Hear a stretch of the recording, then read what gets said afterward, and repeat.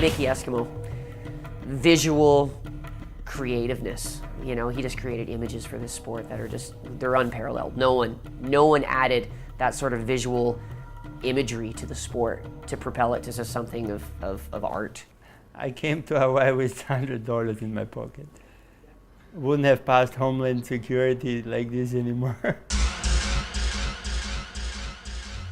I tell that story that like in the 70s in Vienna when there were the high heels in fashion and the bell bottoms, I had special bell bottoms made for me because I always was extreme, you know, I wear the girl shoes because they had the higher heels from the boy shoes, you know. Mark Angulo, I'd say he was rubber man. Wildly, completely out of control. Mark Angulo had the most raw talent of any windsurfer ever to this point as far as I'm concerned. And it all kind of came together and I got introduced to windsurfing, and with windsurfing all of a sudden what I had desired out of surfing was now possible. And I started to kind of head more down that track, and I had a lot of friends, surfer friends, that were, you know, hey, you don't want to be a wind kook, you know, yeah, you don't want to do that. And I was, you know what, I do, because you should see these guys, they fly. You know, so I was excited. I fell in love with windsurfing. Windsurfing was, I mean, it was all I ever wanted.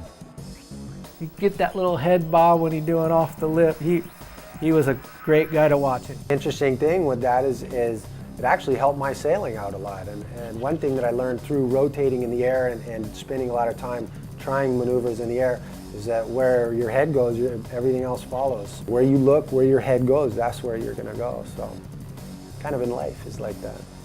And so this equipment that had been sort of fun to go out on and sail around on, all of a sudden was becoming a performance thing. You know, you were really going, you were sailing fast and flying along, and so all of the feelings and the experiences of everything were just expanding, and suddenly you're out there going upwind, jumping off of wave tops with the flying fish, and you're just like, whoa, this is incredible, you know?